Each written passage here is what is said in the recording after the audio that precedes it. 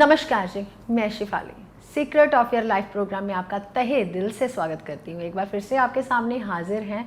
हालांकि पिछले एपिसोड में हालांकि प्रथम भाग चल रहा था, वो भी पूरा नहीं हुआ, तो उस एपिसोड को हम पूरा करेंगे और दूसरे भाग के बारे में जानकारी लेंगे। तो पहले स्वागत कर लेते हैं प्रोफेसर गुरदीप रोड़ा साहब का। प्रोफेसर साहब, ओम नमः शिवाय। नमस्कार प्रोफेसर साहब, अभी इस एपिसोड को हम कंटिन्यू ही कर रहे हैं क्योंकि आपका प्रथम भाव ही नहीं ख़त्म हुआ। आपने पीछे से कुंडली देखी, कुंडली को किसी तरफ भी घुमाया जा सकता है, लेकिन ये जानकारी नहीं थी कि हम इस भाव को ऐसे भी देख सकते हैं। तो हम अष्टम भाव पे थे, तो मैं टाइम वेस्ट नहीं करूँगी क्योंकि मुझे भी क्यूरियोसिटी बहुत ज़्यादा है। हम टॉपिक के ऊपर ही चलते हैं सीधा। अष्टम भाव से कैसे देखें हम पहला भाव? शिफाली जी, अष्टम भाव की बात चल रही थी पिछले एपिसोड में। शिफाली जी ने ऐसे ही बिठा दिया, बैठो बैठो प्रोफेसर, बैठो बैठो, मेरी बात अधूरी रह गई। आपने बहुत सारी बातें की लेकिन पहले भाव को पूरा नहीं किया, तो मैं बातें तो फिर करूंगा। तो जब बातें नहीं करूंगा तो आपको ज्ञान कैसे आएगा? पहले मुझे ये बताओ, दिल से बताओ, जब मैं बातें नहीं करूंगा तो ज्ञान कैसे? ये तो मैं बता दूंगा पहले बात से। ये देख सकते हैं, ये देख सकते हैं, ये देख सकते हैं। देखो, पहले भाव से मैंने बताया था, त्वचा आप अपनी देख सकते हो, बुद्धि देख सकते हो, आप अपनी समृद्धि देख सकते हो, बेइज्जती होगी, इज्जत बढ़ेगी, ये देख सकते हो पहले घर से। लेकिन और क्या क्या, ये तो किताबों की बातें थी, लेकिन और क्या क्या देख सकते हैं एक्स्ट्रा, वो मैं आपको बता रहा था। जैसे कि शिफाली जी ने बोला, अष्टम भाव से हम पहले भाव को क्या देख सकते हैं। लेकिन अष्टम भाव आपको पता है ससुराल का होता है। सबसे बड़ी चीज अष्टम भाव हमारी आयु का होता है। और जब हम आयु के बारे में देखते हैं तो आयु किसकी कम होती है, पहले तो आपको ये पता होना चाहिए, यानी कि लगन की। आयु किसकी कम होगी भाई? आयु का घर देख रहे हैं तो किसका होगा आयु का? आपका ही लगन कुंडली, लगन यानी कि देह का है। हम देह का, स्वास्थ्य का देखेंगे, आयु कितनी है कितनी नहीं है। अगर हम उसका देखेंगे तो अष्टम से लगन भाव कितना बनता है? छठा हाउस। यानी कि उस देह को आपने रोगी तो नहीं किया।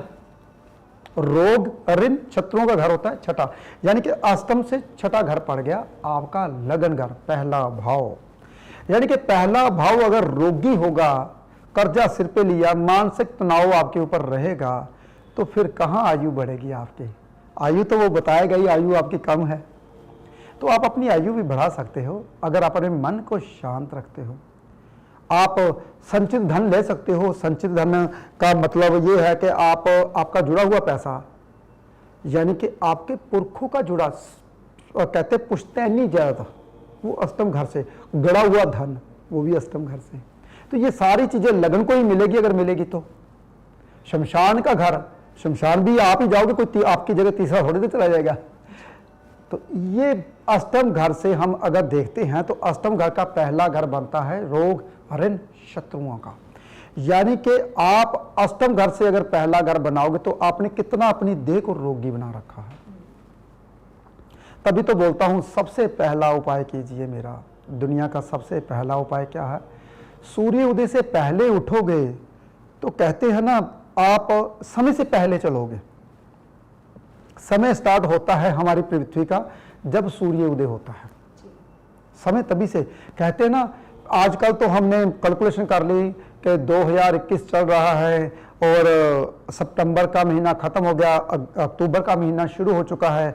आज शिफाली जी एतवार है तो संडे का दिन है, तो हम संडे को वर्क कर रहे हैं भाई, एपिसोड कर रहे हैं। देखिए समय ही नहीं मिलता, समय ही नहीं मिलता। देखिए हम कहीं पे जा नहीं सकते, कहीं पे आ नहीं सकते, परिवार के साथ उनको लेकर जा नहीं सकते क्योंकि समय नहीं है।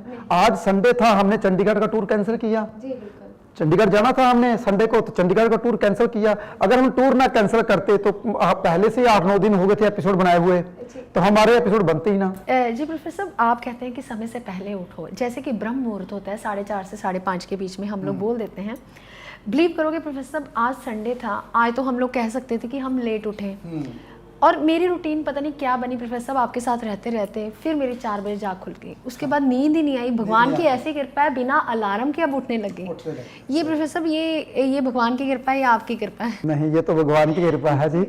मेन शिफाली जी ये है कि जो रास्ता अपना लेता है उसकी जिंदगी। देखिए शिफाली जी, एक बात और बताऊं, मान लीजिए हम संडे को फ्री होते, हम वैसे होते नहीं हैं। जब भी संडे होता है तो हम कहीं शूटिंग पे, अभी महाभारत का हम पहला एपिसोड करना है क्योंकि कुरुक्षेत्र जाना है, वहां पे शूटिंग करनी है, तब भी हमारा पहला एपिसोड शुरू होगा जो हमने आगे हेडलाइन लगानी है।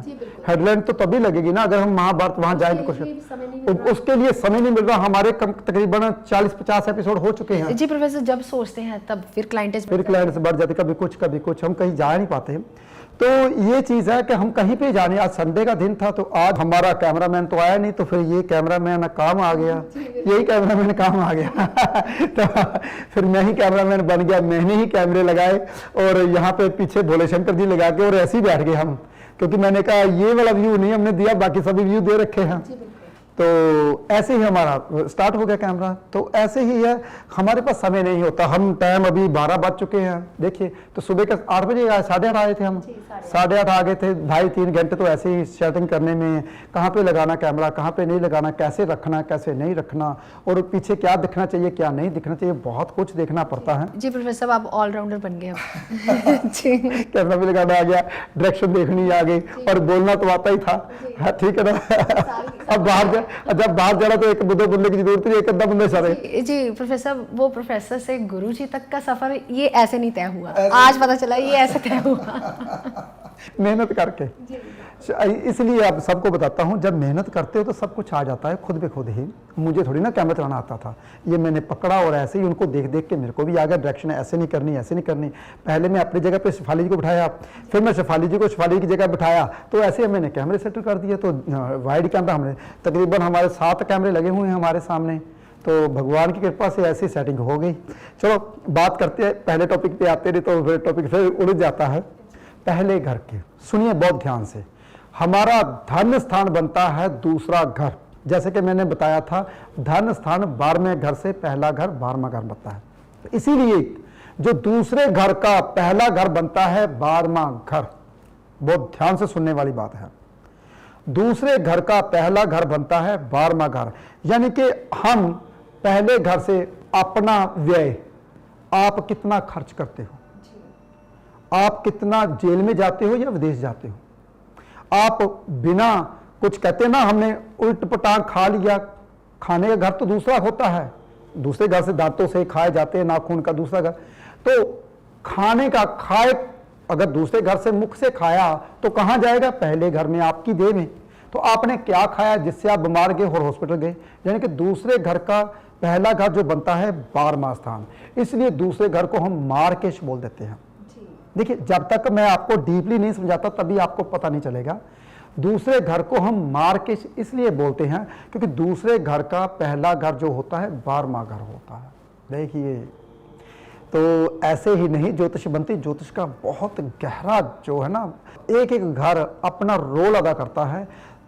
तो पहले घर से हम अपना नुकसान भी देख सकते हैं, हमने हॉस्पिटल जाना है या फॉरेन जाना है, अगर दूसरे घर से देखेंगे तो।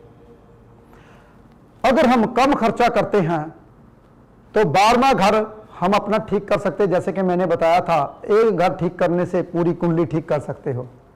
ये मैंने हेडलाइन ऊपर लगा दी कि लोगों का फालतू खर्च खत्म हो जाए, आप अपनी पूरी कुंडली ठीक कर लिए। तो वही बात पे आता है कि दूसरे घर का पहला घर 12वां स्थान बनता है। आप हॉस्पिटल जाओगे या विदेश जाओगे या जेल जाओगे, जाओगे तो आप ही। आप बोलते हो 12वें घर से, हम बोलते हैं कि 12वां घर से प्रोफेसर 12वां घर हमारा ठीक था, वहां कोई ग्रह भी नहीं आया था लेकिन जेल जाना पड़ा। देखिए कहीं दूसरे घर की दशा अंतर्दशा तो नहीं चली, उन्होंने तो जेल तो नहीं बजा दिया, क्योंकि उसके घर से हम देखें तो 12वां घर आपका लग्न बनता है। अब पता चला कि कई दफा 12वां घर जागता नहीं, हम जेल फिर चले जाते हैं, हम विदेश चले जाते हैं। विदेश कौन जाता है, आप लगन। 12वां घर थोड़ी ना उठ के चला जाता है हॉस्पिटल, आप जाते हो। इसी तरीके से तीसरे घर से, तीसरा घर किसका होता है पहले मैं आपको बता दूं, छोटे भाई बहनों का। जी प्रोफेसर, दूसरा घर फिर आधा छूट गया, मुझे लगता है आपने बताया नहीं जी प्रोफेसर, ये जी अभी दूसरे घर पे पहुंचा नहीं, पहले घर पे पहुंचता हूं, लेकिन मैं बता रहा हूं तीसरे घर से पहला घर जो बनता है वो आय का बनता है। अभी तक तो पहले घर की बारी ही खत्म नहीं हुई, अभी तक तो तीसरा घर तो आएगा नहीं, पहला घर ही खत्म नहीं हुआ अभी तक। 50 चीजें ऐसे नहीं देखी जाती पहले घर से। मैं 50 चीजें देखता हूँ, जितनी भी किताबें वो सिर्फ 5-7 चीजें ही देखती हैं। और इसलिए हमारी स्टडी में और लोगों की स्टडी में जमीन आसमान का अंतर है। वो इसलिए अंतर है शेफाली जी कि हम हर चीज देखते हैं। वैसे एक बात बताऊं शेफाली, हमारे पास समय नहीं होता हर चीज देखने के लिए जब क्लाइंट हमारे सामने होता है। जी, मैं कई बार देखती हूँ कि प्रोफेसर जो परिवार के लोग हमारे आते हैं तो हमारे सामने बैठते हैं, मैं कुंडली बना रही होती हूँ, आप सिर्फ यही बात बताते हैं, आप इस चीज़ के लिए यहाँ आए हो, उपाय दिए और चलो। हाँ। मतलब कि सिर्फ 10 मिनट की डीलिंग होती है, 10 या 15 मिनट की डीलिंग होती है, उसी में आप बोलते हैं कि आप इस चीज़ के लिए आए हैं, इसका उपाय लीजिए, आप कीजिए और आपका हल हो जाएगा। शेफाली जी, ये एक बात बताऊँ आपको, आपकी प्रैक्टिस होगी? नहीं, प्रैक्टिस नहीं, भगवान हमें पहले से ही दिखा देता है। देखिए, बाकी बातें तो ये है कि बुरी बातें मैं बताता नहीं, क्योंकि आप खुद बोलते हो, जो बात बोलते हो वो हो जाती है। तो फिर मैं बुरी बात इसलिए नहीं बताता, बेचारे को मैंने बोल दूं, बेचारा वो आया तो अच्छा होने के लिए, वो मेरी बात सुन के बीमार हो जाए या परेशान हो जाए। अच्छा जी प्रोफेसर, मैं यहाँ पे आपसे माफ़ी चाहती हूँ कि बीच में इंटरप्ट कर रही हूँ। प्रोफेसर, कुछ ऐसा भी होता है जब हम कुंडली बना रहे होते हैं तो हालांकि 9 ग्रह हमें पता है कि इन 12 खानों में हमने ये ग्रह भरने हैं, लेकिन एक ग्रह बीच में छूट ही जाता है। जब देखते हैं कि इस पर्सन का ये ग्रह क्यों छूटा, वो दिखाई ही नहीं देता, मतलब कि ऐसे इंटरप्ट हो जाता है। क्या वही ग्रह उनका खराब होता है? बिल्कुल 100% खराब होता है। देखिए, अब ग्रह तेरे फंस जाते हैं, वो कहते हैं अच्छे एस्ट्रोलॉजर के पास आ गए, ठीक तो हो जाएंगे। अब उसको वो ग्रह दिखाओ ही ना, वो ग्रह बनाने की कोशिश करते, बनता नहीं है हमारे से। कई दफा मैं बोलता हूँ शेफाली जी, आपने ये ग्रह तो बनाया ही नहीं। अब बिलीव करोगे प्रोफेसर, आप बोलते हैं कि ग्रह बनाया नहीं, मेरे को जब तक वो पर्सन यहाँ से अपनी बीमारी नहीं बोलता तब तक मुझे वो ग्रह ही नहीं दिखता। क्या ऐसा कुंडली में होता है प्रोफेसर? शेफाली जी, एक बात और बताऊं, जब कोई इंसान आपके पास आता है, कैसे कपड़े डाल के आता है, उनसे ही पता चल जाता है कि इंसान कौन सा दुख लेके आया है। और जब आके सामने बैठता है, बिना बोले बैठ जाता है, तो उसका वो ग्रह बनता ही नहीं, वो ग्रह नहीं बनता, तो उसको उसी ग्रह के रिलेटेड ही आपके पास आया है। पंचम में जब राहु होता है तो इंटरेस्ट बहुत होता है ज्योतिष में जी, गूढ़ विद्या का रहस्य। पर ज्ञान के लिए आपको गुरु को जगाना पड़ेगा, जो कि पहले से ही आपका गुरु बहुत अच्छा बैठा हुआ तीसरे घर में। कहते हैं गुरु जिस घर में बैठता है उस घर का नाश करता है, और जिस घर को देखता है उसकी वृद्धि करता है। तो गुरु तीसरे घर में बैठ के किसको देख रहा है? भाग्य को देख रहा है। और किसको देख रहा है? पंचम स्थान को देख रहा है, और सप्तम को भी देख रहा है, और सप्तम दृष्टि से भाग्य को देख रहा है, 9वीं दृष्टि से 11वें हाउस को देख रहा है। तो यानी कि इन तीनों घरों को वो देखता है, तो उनके लिए अच्छा करता है जी, बढ़िया करता है। तो इसका मतलब ये है कि गुरु ग्रह इंसान को ज्ञान देता है, राहु आपको कहते हैं ना टेक्निकल समझाता है। ये राहु, ज्योतिष का घर तो पंचम होता है, तो टेक्निकल राहु आपको समझाता है ये चीज ऐसे कैसे। तभी आप मेरे पास आए हो, क्योंकि मैं साइंटिफिक रीजन से जवाब देता हूँ हर चीज का, तो वो आपको साइंटिफिक बात वाली बात अच्छी लगती है जी। जितने पंचम राहु वाले होंगे वो आज खुश हो गए होंगे कि गुप्त विद्या जो है राहु पंचम वालों को मिल जाती है। तो मुझे भी बहुत एक्साइटमेंट होती है जब ऐसी गुप्त विद्या मिलती है। जब आप प्रोफेसर कुछ सिखाते नहीं तो मैं उठ के चली जाती हूँ, मैं कहती हूँ कि मुझे आज घर में काम है कोई। शेफाली जी, कभी भी ज्योतिषी कभी पढ़ के नहीं बनता, हमेशा अभ्यास से बनता है, हमेशा कुंडलियां देखने से बनता है। मेरे को इतनी बातें कहाँ से आ गई, चलो बताओ मुझे, मैंने कौन ऐसा ग्रंथ पढ़ लिया कि जिसमें ये बातें लिखी हुई हैं? जी प्रोफेसर, पता क्या होता है, जब थोड़ा सा इंसान अनजान होता है इन चीज़ों से तो वो उठ के भागने की कोशिश करता है। अभी कुछ लोग होंगे जो हमारी बातें सुन के वीडियो आगे कर रहे होंगे कि हम लोग ये बातें नहीं सुननी, हमने अपने टॉपिक की बातें सुननी है। ये अज्ञानता की निशानी होती है प्रोफेसर। तो पहले मैं भी ऐसे करती थी, अपनी सीट से भाग जाती थी, प्रोफेसर ने आज कुछ नहीं सिखाया, चलो चले आज का दिन पूरा हो गया, दिनचर्या पूरी हो गई।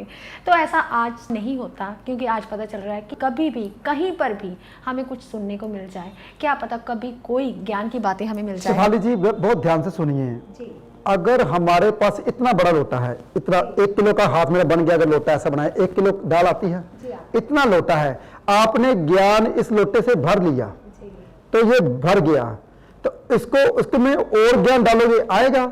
नहीं आएगा, क्योंकि लोटा आपका बड़ा नहीं है, छोटा है। ये लोटा कैसे बड़ा होता है?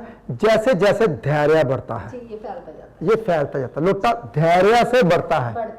जिसके पास धैर्य नहीं होता उसके पास ज्ञान नहीं होता, क्योंकि उसके वो लोटी लेकर घूम रहा है। लोटा भी नहीं, लोटी लेकर घूम रहा है। तो पहले अब लोटी थी, अब लोटा बन गया, तो अब कैसे बहुत सारा बड़ा कढ़ाइया बनेगा, कहते हैं बट्ठल बनेगा।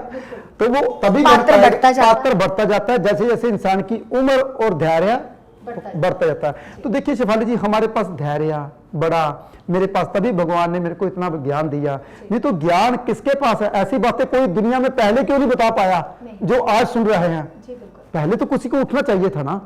जो टीवी में बताते हैं वो बेचारे ज्ञानी नहीं होते, तो इसमें मैं भी हूं भाई जो ज्ञानी नहीं हूं, तो जो बताने योग्य है वो बेचारे टीवी पे आ नहीं सकते, उसके पास वो नहीं होता भी, इतनी समर्था नहीं होती वो ज्ञान को बता सके। देखिए कुछ लोग ऐसे भी जी प्रोफेसर साहब, आपकी बातें अब नहीं समझ आती, जब हम पे कोई ऐसी विपदा पड़ती है फिर समझ आती है कि हाँ नहीं प्रोफेसर। शेफाली जी एक बात और बता देता हूँ, जो मैं बात बताने वाला हूँ बहुत ध्यान से सुनने वाली बात है। कोई भी महापुरुष या कोई भी इंसान, अच्छा इंसान बात जब बोलता है तब समझ नहीं आती, जब वो बेचारा चला जाता है, उसकी डेथ हो जाती है, मृत्यु हो जाती है, तब हम उसको बोलते हैं जो बाबा जी था। तब क्योंकि आप कहते संत थे, क्योंकि जितने भी संत हुए हैं, जितने भी अच्छे आदमी हुए, इंसान हुए हैं, भगवान जैसे क्यों बन गए? क्योंकि आपको 100 साल बाद उसकी बात समझ आई, यानी कि आपसे 100 साल आगे थे वो इंसान, तभी हम उसको पूजने लगे, तभी हम उसको मानने लगे। तभी कुछ लोग मेरे को मानते भी, आपकी ये बातें जब हमारे ऊपर बीतती तब हमें पता चलता, ऐसे नहीं पता चलता।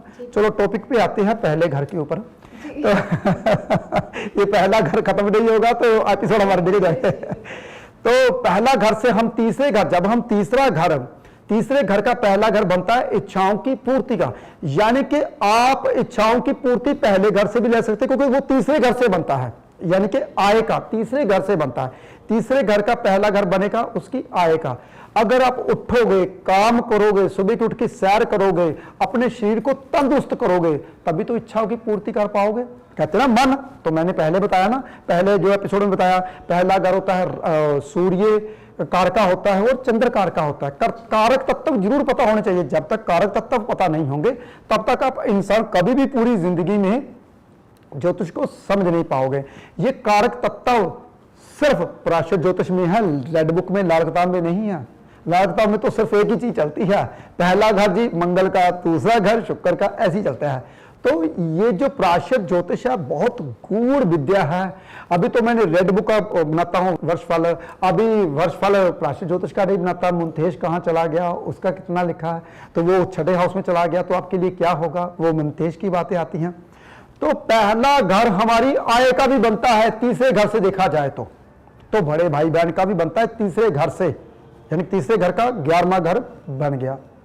अब चौथे घर से देखा जाए तो पहला घर कर्म स्थान बनता है, तो यानी कि मां का बाप, आपकी मदर का पिता आप जैसा होता है, यानी कि आपका नाना, ये पहला घर ही होता है। देखिए मां का बनता है चौथा घर, तो मां का 10वां स्थान बन गया, उसके पिता का बन गया पहला घर, यानी कि आपके नाना का घर भी पहला ही बनता है शिफाली जी। यानी कि अगर आपको सुख लेने हैं तो आपको कर्म, यानी कि चौथे घर का कर्म करना पड़ेगा। कर्म है आपका पहला घर, जब तक आप करोगे नहीं, काम नहीं करोगे, तब तक आपको सुख नहीं मिलेंगे। वही बात आ गई जी, बिल्कुल। जैसे कि 10वां घर का चौथा स्थान बना था, मैंने पिछले एपिसोड में बताया था, 10वां घर का चौथा स्थान बनता है, तो 10वां घर होता है हमारे पिता का, पिता का, यानी कि पिता की माँ आप जैसी होगी, यानी कि आपकी दादी क्यों शिफाली जी, आप जैसी थी आपकी दादी। जी बिल्कुल। तो देखिए, तो कुंडली कैसे घूमती है, हम कुंडली को कैसे घुमा सकते हैं। तो इसलिए जब तक आप कहते हैं ना घरों को घुमा नहीं सकते, तब तक आप अच्छे ज्योतिषी भी नहीं बन पाओगे। तो चौथा घर बनता है हमारा माँ का, तो माँ का पिता हमारे पहले घर से देखा जाता है, यानी कि कर्म हमारे पहले घर से देखा जाता है, चौथे घर से काम, यानी कि माँ कैसा कर्म करेगी, कौन सा करेगी, यानी कि आपके पहले घर से देखा जाएगा। तो अगर माँ वर्किंग है तो आपके पहले घर से देखा जाएगा कि माँ कौन सा वर्क करेगी। देखिए कितनी बड़ी बात बोल दी मैंने, यानी कि आपके बच्चों की कुंडली में आपका पता चलेगा कि आपके लिए ये काम सही है या नहीं सही। देखिए अगर आपके पास कुंडली ना होती तो जी प्रोफेसर मैं अभी बताऊं। मुझे पता है गज केसरी योग है चौथे घर में आपकी बेटी का। जी बिल्कुल, आपकी बेटी का, यानी कि चौथे घर का मालिक चौथे घर में बैठा हुआ है, यानी कि चौथा घर कौन सा होता है, कर्क लगन है उनका, तो गज केसरी योग बनाकर बैठी हुई है चौथे, तभी आपको ज्योतिष का काम फलेगा, यानी कि गुरु का धर्म कर्म का कार्य फलेगा आपको, क्योंकि दोनों ग्रह वहां पे बैठे हुए हैं गुरु के साथ। यानी कि चौथे घर में जो कर्क लगन है, उसका कर्क लगन का मालिक चंद्रमा वो चौथे घर में वो गुरु के साथ बैठा हुआ है। तो माँ का निर्णय किसने कर दिया? बेटी ने, कि अगर ये काम मेरी मदर करेगी तो कामयाब होगी। तो देखिए की बात है प्रोफेसर, अब ये बातें कौन जान पाया आज तक कि इतना गूढ़ रहस्य है। तभी आप बोलते हैं कि ज्योतिष एक ऐसा गूढ़ रहस्य है जिसे आज तक कोई नहीं जान पाया। शेफाली जी, सच बताऊं, मेरे को भी पता नहीं होता जब मैं बातें करता हूं तो, लेकिन बातें कहां से आ जाती हैं। ये ऊपर तक कहते हैं जो पीली लाइट जुड़ी हुई है मेरे साथ, वो अंदर से बोलती रहती है। शेफाली जी, ज्योतिष एक ऐसा ज्ञान है जो समय रहते आता है, जैसे कि समय अंतक मणि। जी बिल्कुल, समय के अंत तक रहेगी। समय अंतक मणि हमने जो बनाया है, समय अंतक मणि बनाई है जो शेर के मुंह में थी, ठीक है। समय रहते जो 40 किलो सोना हर रोज देती है, सूर्य जब निकलता है तो समय रहते तक आप मणि जैसे हो जाओगे। ओम नमः शिवाय। जैसे जैसे इंसान ज्ञान लेता है, तो कुछ इंसान देखा है जो बुजुर्ग होते हुए, मेरा बेटा काम नहीं कर रहा, हाथ पैर कांपते होते हैं, तो मेरा पोता नहीं काम कर रहा, तो मैं कहता हूं माते, तो क्या लेना तेरे बेटे से, क्या लेना पोते से। अभी आपका काम है सिर्फ भगवान का नाम लेना, उसको खुश रखना, ताकि इस जन्म में जो नरक भोग लिया, ताकि अगले जन्म में ना भोग सको। आपने 2 फुलके खाने, 2 फुलके खाइए, तीर्थ यात्रा कीजिए। अगर पैसे नहीं है तो घर में बैठ के भी इंसान आंखें बंद करके तीर्थ यात्रा कर सकता है। वो विधि मैं सिखा सकता हूं आपको, लेकिन अभी वहां तक पहुंचे नहीं हो आप। अगर सिखाऊंगा ऊपर से निकल जाएगी, ज्ञान कोसों दूर है। लेकिन ये सारी विधियां सब कुछ मैंने ज्योतिष के रहते ही सीखी हैं। ज्योतिष में ही मुझको भगवान मिला है। ऐसे नहीं कि कुछ लोग ज्योतिष में रह के तो नास्तिक हो जाते हैं, लेकिन मुझे ज्योतिष में भगवान मिला। लेकिन मुझे ज्योतिष में ऐसे रहस्य मिले जो कि मैं आपको बता रहा हूं, पहले तो मेरे पास नहीं थे। मैं किताबें पढ़ के अगर ऐसा ज्योतिषी बन पाता तो फिर मैं 2000 में ही बहुत बड़ा ज्योतिषी बन जाना था। तो 2010 में या 9 में क्यों बना अच्छा ज्योतिषी? क्योंकि मेरे पास अच्छे क्लाइंट कब आने शुरू हुए थे? 2007-8 में। शेफाली जी, हालांकि तो ज्योतिषी तो मैं 2002 में भी था, तो तब क्यों नहीं आए मेरे पास लोग? जी, क्योंकि पात्र मेरा छोटा था। तभी मेरे पास छोटी सी लोटी थी, फिर लोटा बना, कहते थे धीरे धीरे पात्र बढ़ा। तो इसी तरीके से समय रहते भगवान ज्ञान देता रहता है, जब कोई अच्छा इंसान होता है तब। जी प्रोफेसर, अभी आपने इतना गूढ़ रहस्य मुझे बताया कि आपकी बेटी की कुंडली में ये योग था कि ऐसा बनने का। तो प्रोफेसर, ये योग कब खुलता है? क्या ज्योतिष इस बात की गणना करता है? बिल्कुल शेफाली जी, जब उसकी दशा महादशा आती है तब खुलता है। अब पंचम घर से आपका पहले घर से हम देख सकते हैं आपका भाग्य, यानी कि जब आपका पुत्र होता है तभी आपका भाग्य उदय होता है। तभी, यानी कि जब आपका पोतरा होता है तभी आपका भाग्य उदय होता है। कभी भी देखना जिंदगी में, जितने भी पूरी दुनिया में इंसान है, जब पोतरा होगा तो इंसान के पास सुख समृद्धि बढ़नी शुरू हो जाएगी, तो भाग्य उदय तभी होता है। तो यानी कि आप पंचम का भाग्य भी बनता है पहला घर।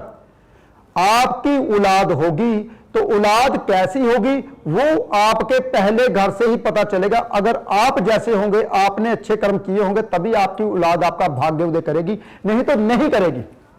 अब बात आती है छठे घर से, यानी कि छठे हाउस से अष्टम घर बनता है पहला घर। यानी कि अगर आपकी आयु देखी जाए तो छठे हाउस से निर्णय हो जाता है कि आप कितना जियोगे, आपके रोग ऋण शत्रु कितना आपको जीने देंगे। क्योंकि आपके रोग ऋण शत्रु अगर आपको बढ़ जाएंगे तो आपकी आयु कम होती जाएगी, क्योंकि आयु छठे हाउस से अष्टम घर ही बनता है। क्या गड़ा हुआ धन मिल सकता है, पैतृक संपत्ति मिल सकती है, वो तो अष्टम घर से। लेकिन छठे हाउस से ये देखा जाएगा नानकों के घर से कि आपकी आयु कितनी कम है या बढ़ाई हुई है आपने।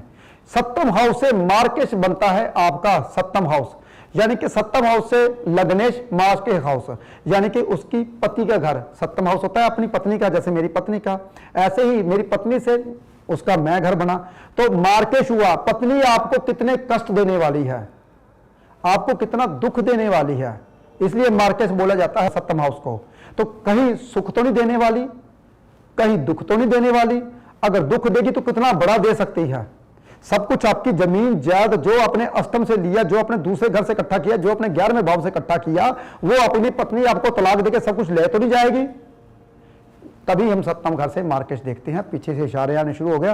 आज पहला घर पूर्ण हुआ 2 एपिसोड में, तो देखिए ज्योतिष कितनी बड़ी है जो कि आज तक खत्म होने वाली ही नहीं है। अभी तक पहला घर भी मैंने शॉर्टकट में बताया, पीछे इशारे आने शुरू हो गए थे तभी। प्रोफेसर आज हमारे जो एपिसोड का नाम था वो है ज्योतिष सीखें। वाकई आज हमने ज्योतिष सीखी है। मुझे लगता है कि आज आपके ऊपर कृपा बरस ही रही है, क्योंकि पीछे आपने भोले शंकर की तस्वीर लगा रखी है, तो आज पूरी कृपा है। तो कहते हैं कि कर्म की गठरी बांध कर जग में फिरे इंसान, जैसा करेगा वैसा भरेगा, विधि का यही विधान। तो आज प्रोफेसर साहब ने बहुत अच्छा हमें समझाया है कि ऐसा क्या 2 एपिसोड एक ही पहले घर में अगर पूरे होंगे तो 12 घर हम कैसे देखेंगे, 12 भाव कैसे जानेंगे हम। तो इस एपिसोड को भी हम कंटिन्यू करेंगे, हालांकि दूसरे भाव के बारे में बताएंगे, लेकिन बीच में नवरात्रे आ रहे हैं तो नवरात्रों के ऊपर भी एपिसोड करेंगे कि घर में जोत जलानी चाहिए, अगर जलानी चाहिए तो किस दिन जलानी चाहिए, कंजक पूजन जो है वो किस दिन करना चाहिए। बहुत सारी बातों का आपको ज्ञान देंगे, तो हमारे साथ आप बने रहें। तो आपसे जल्द ही मिलेंगे। फिलहाल आज के लिए इतना ही। नमस्कार।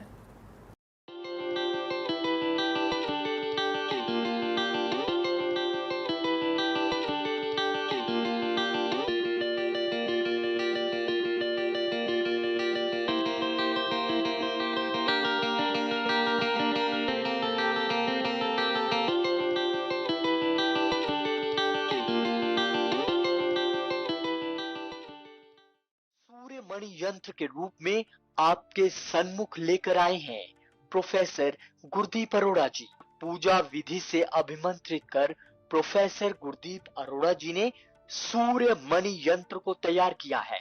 जो इंसान फोबिया यानी डर की बीमारी से पीड़ित है, उन्हें निडर बनाता है। जो रोज सूर्य मणि यंत्र के दर्शन करता है, यह सूर्य मणि यंत्र आपको कामयाबी की बुलंदियों तक पहुंचाता है। और अपने अपनों का जीवन बदलने के लिए अपने घर ले आए अभिमंत्रित सूर्य मणि यंत्र।